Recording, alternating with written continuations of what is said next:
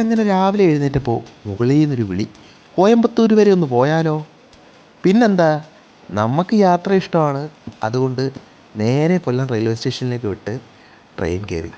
അപ്പോൾ യാത്രകൾ ഇഷ്ടമുള്ളവർ ഈ വീഡിയോയ്ക്ക് താഴെ ഒന്ന് കമൻറ്റ് ചെയ്തേക്കണം. അങ്ങനെ കാര്യം പറഞ്ഞും കാഴ്ചകൾ കണ്ടും നമ്മൾ ഉദ്ദേശിച്ച സ്ഥലം എത്തി കേട്ടോ. കോയമ്പത്തൂർ റെയിൽവേ സ്റ്റേഷനിലെത്തി. പക്ഷേ ഇവിടുത്തെ പ്ലാറ്റ്ഫോമുകളൊക്കെ കണ്ട് ഒരു പിടുത്തവും കിട്ടിയില്ല കേട്ടോ.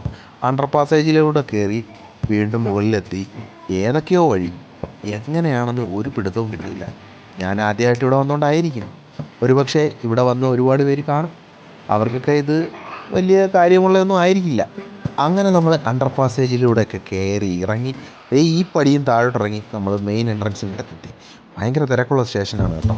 നമ്മൾ ആ തിരക്കൊന്നും വകവയ്ക്കാതെ നേരെ പുറത്തേക്ക് ഇറങ്ങി. അങ്ങനെ മെയിൻ എൻട്രൻസിലെത്തി നോക്കുമ്പോൾ കാണാം, പഴയ മോഡലിൽ ഒരു ട്രെയിനിൻ്റെ ഒരു എൻജിൻ ഉണ്ടാക്കി വെച്ചിരിക്കുന്നു. അപ്പോൾ റെയിൽവേ സ്റ്റേഷനിൽ നിന്ന് പുറത്തേക്ക് ഇറങ്ങി ഒരു ഓട്ടോ പിടിച്ച് വെച്ച് വിടുകയാണ്.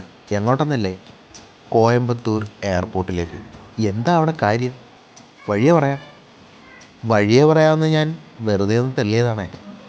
ഇപ്പം സമയം ഏതാണ്ട് 8:30 എങ്കിലും നമ്മുടെ ഈ കോയമ്പത്തൂർ റോഡിൽ മൊത്തം നല്ല തിരക്കുണ്ട് കേട്ടോ.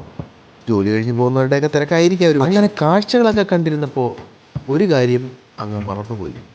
വിശക്കുമ്പോൾ നമ്മളല്ലാതാകും. നേരെ ഇനി വല്ലതും കഴിക്കണം.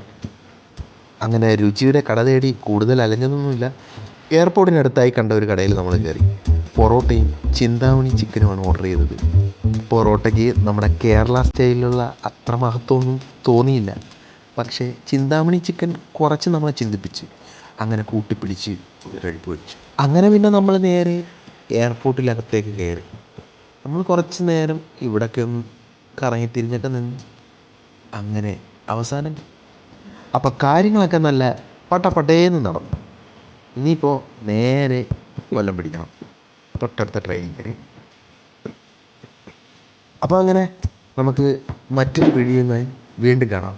ബൈ.